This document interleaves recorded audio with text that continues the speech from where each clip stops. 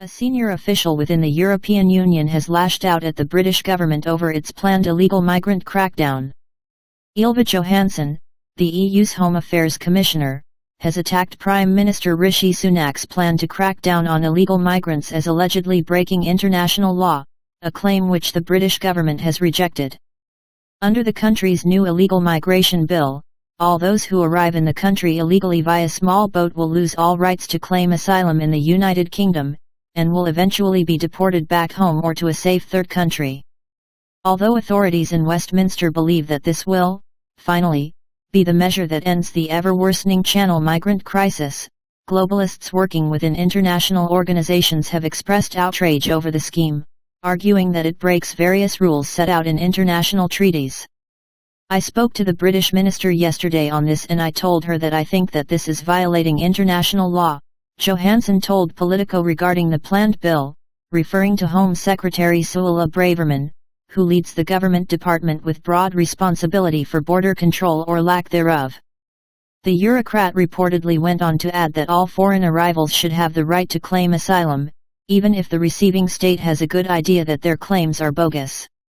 You have to have some kind of individual assessment of people coming before you just put them into detention, she insisted, adding that those that are probably not in need of international protection should still have the right to have their application assessed, as if there is any real possibility that migrants arriving in Britain from France, a safe EU member state, are at genuine risk of persecution.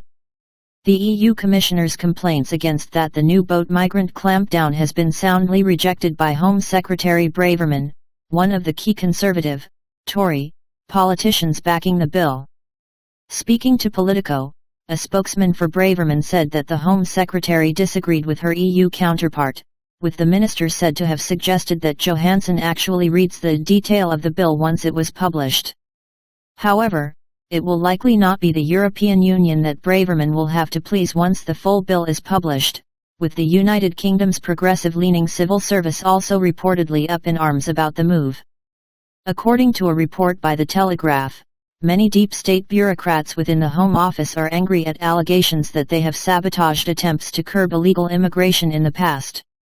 Others have said that they are struggling to reconcile the move with their own personal ethical convictions, suggesting that they may indeed have been less than enthusiastic about implementing pro-borders political policies in the past, while others alleged that Britain was breaking a UN treaty with the bill. "I have never been so embarrassed and ashamed to work for the department I once loved," one civil servant reportedly said in a message leaked to the press. Time to move on.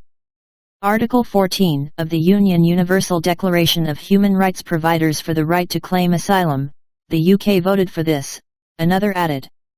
If the right is universal, can we turn it into a privilege, which is what this bill would appear to do, if we restrict who can even claim, they demanded. Theoretically, it is civil service's job to implement the policies of whichever elected politicians hold office, not challenge them, but it has long been believed that officials work hard to see to it that the country is governed as they believe it should be, and that they run rings around politicians who wish to deviate from the status quo. This situation was famously satirized in the British sitcoms Yes, Minister and Yes, Prime Minister, centered on the usually successful efforts of top official Sir Humphrey Appleby to thwart the policy initiates of his minister, who later became Prime Minister.